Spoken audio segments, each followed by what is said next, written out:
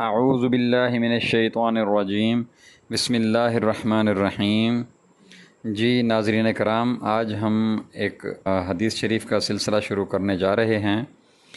اس میں امام المحدثین امام ترمذی رحمۃ اللہ علیہ کی جمع کی ہوئی 400 احادیث نبوی جو نبی کریم صلی اللہ علیہ وسلم کے سراپہ مبارک اور اخلاق و عادات مبارکہ سے متعلق ہیں، جو کہ شمائل ترمذی کے نام سے چھپی ہیں، ان کا ترجمہ کیا ہے شیخ الحدیث حضرت مولانا محمد زکریا رحمۃ اللہ علیہ نے۔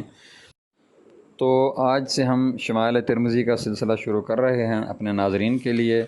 انشاءاللہ العزیز آپ کو یہ پسند آئے گا۔ اپنے پیارے حبیب نبی کریم صلی اللہ علیہ وسلم کے حلیہ مبارک اور آپ کی اخلاق، آپ کی عادات، آپ کے اخلاق مبارک کے بارے میں آپ سنیں گے انشاءاللہ۔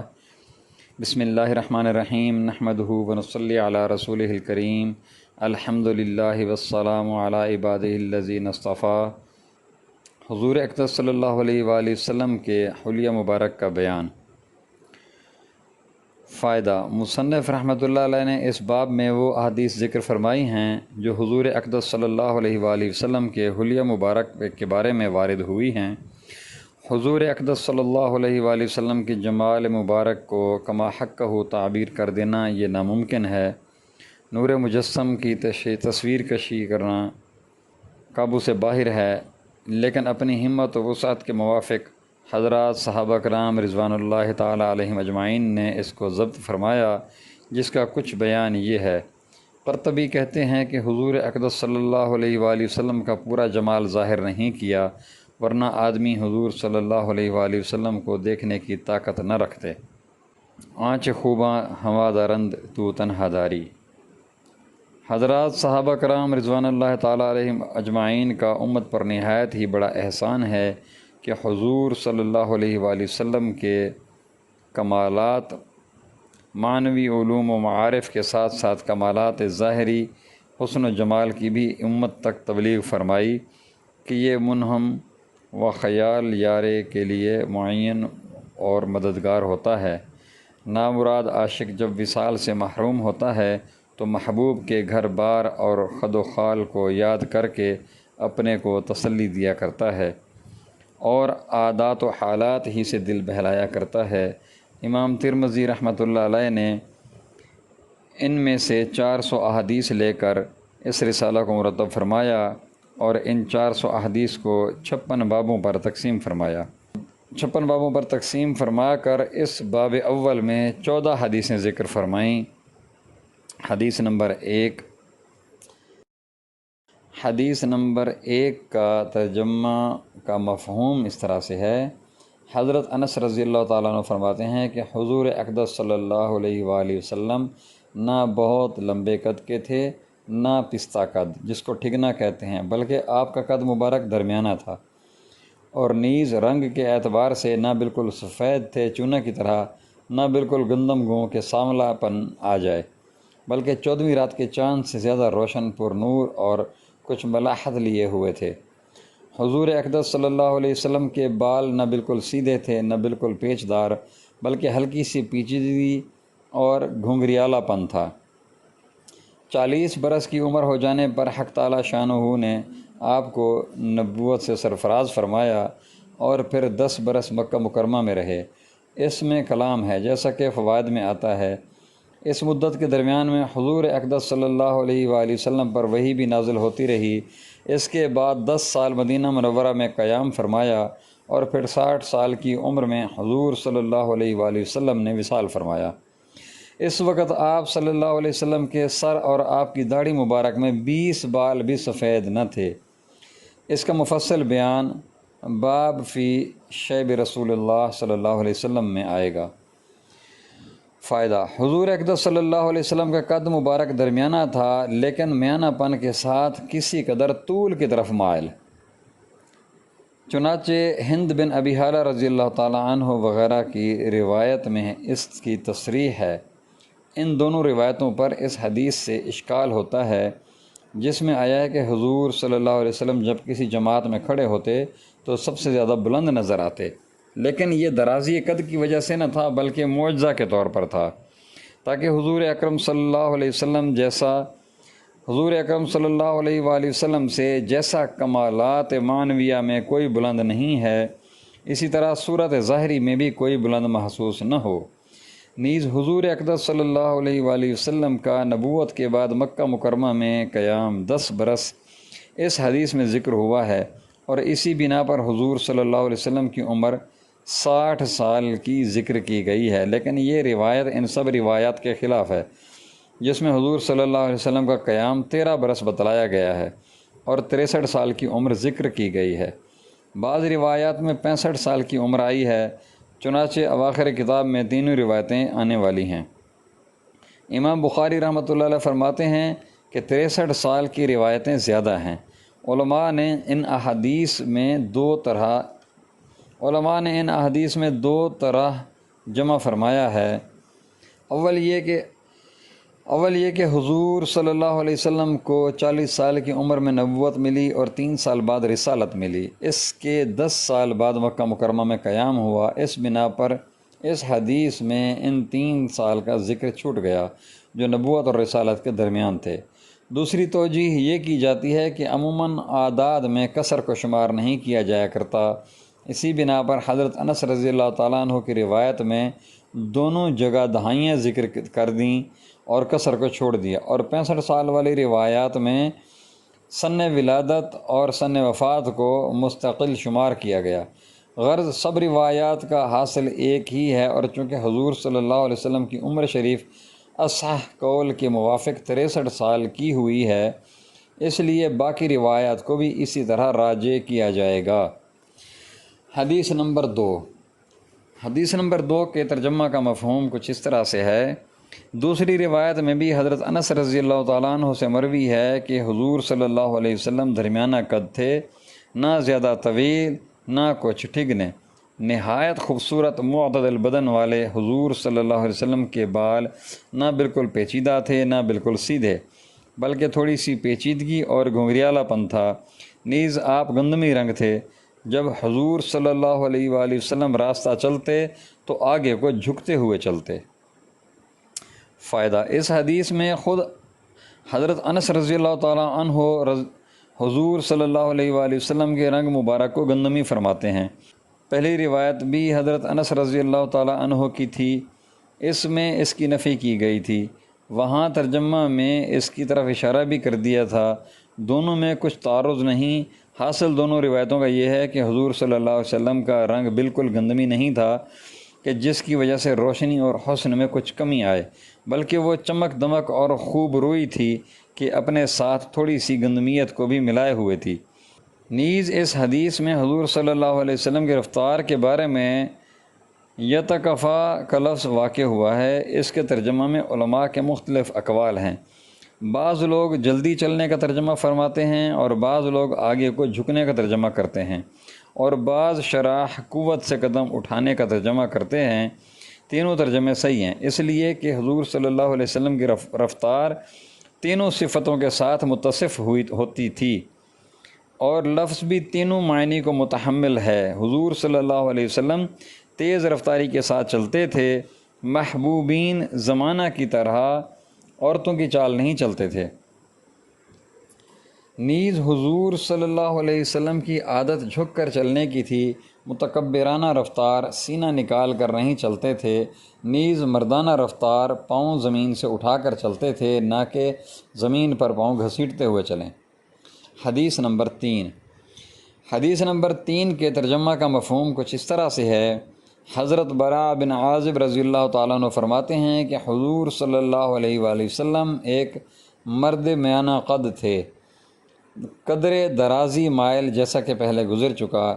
آپ کے دونوں مونڈھوں کے درمیان قدر اوروں سے زیادہ فاصلہ تھا، جس سے سینہ مبارک کا چوڑا ہونا بھی معلوم ہو گیا۔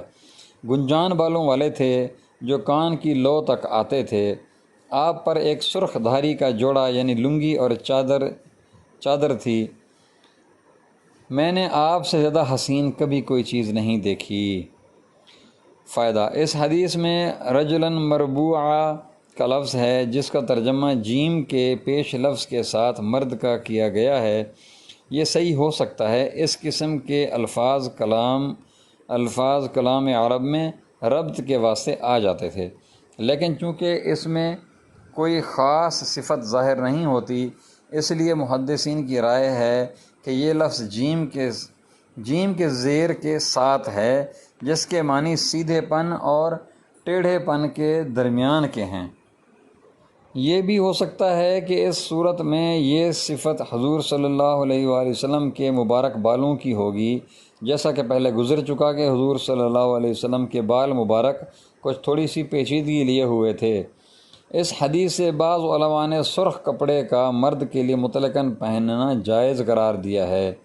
حنفیہ کے نزدیک اس میں تفصیل ہے جو کپڑے کی تعیین کے بعد علماء سے تحقیق کی جا سکتی ہے۔ علماء نے لکھا ہے کہ صحابی نے اس حدیث میں کسی چیز کو آپ صلی اللہ علیہ وسلم سے حسین نہیں دیکھا، اس لیے کہا تھا کہ انسان کے علاوہ چاند، سورج وغیرہ ہر چیز کو شامل ہو جائے۔ حدیث نمبر 4۔ حدیث نمبر 4 کے ترجمہ کا مفہوم اس طرح سے ہے، حضرت براء بن عازب رضی اللہ تعالیٰ عنہ ہی سے ہی یہ بھی روایت ہے کہ میں نے کسی پٹھوں والے کو سرخ جوڑے میں حضور اقدس صلی اللہ علیہ وآلہ وسلم سے زیادہ حسین نہیں دیکھا۔ حضور صلی اللہ علیہ وسلم کے بال مونڈھوں تک آ رہے تھے۔ آپ صلی اللہ علیہ وسلم کے دونوں مونڈھوں کے درمیان کا حصہ زیادہ چوڑا تھا اور آپ نہ زیادہ لمبے تھے نہ ٹھگنے۔ فائدہ: حضور صلی اللہ علیہ وسلم کے مبارک بالوں کے بارے میں یہ روایت پہلی روایت سے مختلف ہو گئی، اس لیے کہ اس میں کان کی لو تک ذکر کیا تھا، لیکن حقیقت میں کوئی اختلاف نہیں ہے، اس لیے کہ بال ایک حالت پر نہیں رہا کرتے، کبھی کم ہوتے ہیں، کبھی زائد ہو جاتے ہیں اور قصداً بھی کم کیے جاتے ہیں، کبھی بڑھائے جاتے ہیں۔ حدیث نمبر 5۔ حدیث نمبر 5 کے ترجمہ کا مفہوم اس طرح سے ہے، حضرت علی رضی اللہ تعالیٰ عنہ فرماتے ہیں کہ حضور اقدس صلی اللہ علیہ وآلہ وسلم نہ زیادہ لمبے تھے نہ کوتاہ قد، ہتھیلیاں اور دونوں پاؤں پر گوشت تھے۔ یہ صفات مردوں کے لیے محمود ہیں، اس لیے کہ قوت اور شجاعت کی علامت ہیں، عورتوں کے لیے مذموم ہیں۔ حضور اقدس صلی اللہ علیہ وآلہ وسلم کا سر مبارک بھی بڑا تھا اور اعضاء کے جوڑ کی ہڈیاں بھی بڑی تھیں۔ سینہ سے لے کر ناف تک بالوں کی ایک باریک دھاری تھی۔ جب حضور اقدس صلی اللہ علیہ وآلہ وسلم چلتے تھے گویا کسی اونچی جگہ سے نیچے کو اتر رہے ہیں۔ حضرت علی رضی اللہ تعالیٰ عنہ فرماتے ہیں کہ میں نے حضور اقدس صلی اللہ علیہ وآلہ وسلم جیسا نہ حضور صلی اللہ علیہ وسلم سے پہلے دیکھا نہ بعد میں دیکھا۔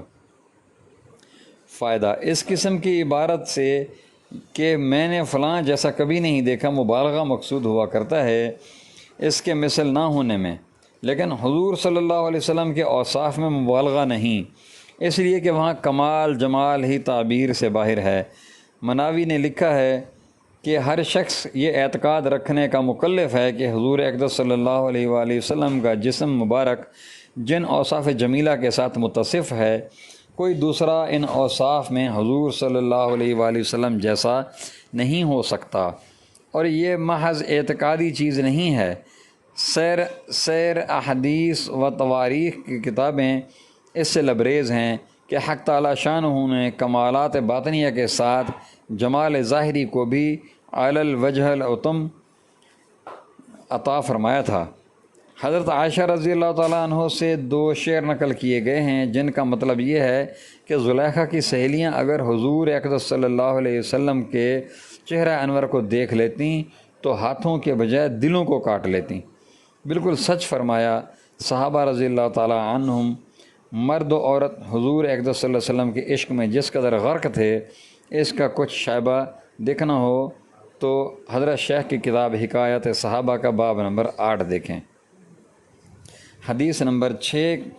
حدیث نمبر 6 کے ترجمہ کا مفہوم اس طرح سے ہے، حضرت ابراہیم بن محمد جو حضرت علی رضی اللہ عنہ کی اولاد میں سے ہیں یعنی پوتے ہیں، وہ فرماتے ہیں کہ حضرت علی رضی اللہ تعالیٰ عنہ جب حضور اقدس صلی اللہ علیہ وآلہ وسلم کے حلیہ مبارک کا بیان فرماتے تو کہا کرتے تھے کہ حضور اقدس صلی اللہ علیہ وآلہ وسلم نہ زیادہ لمبے تھے نہ زیادہ پستہ قد، بلکہ درمیانہ قد لوگوں میں سے تھے۔ حضور صلی اللہ علیہ وسلم کے بال مبارک نہ بالکل پیچ دار تھے، بالکل سیدھے، بلکہ تھوڑی سی پیچیدگی لیے ہوئے تھے، نہ آپ موٹے بدن کے تھے نہ گول چہرہ کے، البتہ تھوڑی سی گولائی آپ کے چہرہ مبارک میں تھی، یعنی چہرہ انور نہ بالکل گول تھا نہ بالکل لمبا، بلکہ دونوں کے درمیان تھا۔ حضور صلی اللہ علیہ وآلہ وسلم کا رنگ سفید سرخی مائل تھا۔ آپ صلی اللہ علیہ وسلم کی مبارک آنکھیں نہایت سیاہ تھیں اور پلکیں دراز، بدن کے جوڑوں کے ملنے کی ہڈیاں موٹی تھیں، مثلاً کونیاں اور گھٹنے، اور ایسے ہی دونوں مونڈھوں کے درمیان کی جگہ بھی موٹی اور پرگوشت تھی۔ آپ صلی اللہ علیہ وسلم کے بدن پر معمولی طور سے زائد بال نہیں تھے، یعنی بعض آدمی ایسے ہوتے ہیں کہ ان کے بدن پر بال زیادہ ہو جاتے ہیں۔ حضور اقدس صلی اللہ علیہ وسلم کے بدن مبارک پر خاص حصوں کے علاوہ جیسے بازو، پنڈلیاں وغیرہ، ان کے علاوہ اور کہیں بال نہ تھے۔ آپ صلی اللہ علیہ وآلہ وسلم کے سینہ مبارک سے ناف تک بالوں کی لکیر تھی۔ آپ صلی اللہ علیہ وسلم کے ہاتھ اور قدم مبارک پرگوشت تھے۔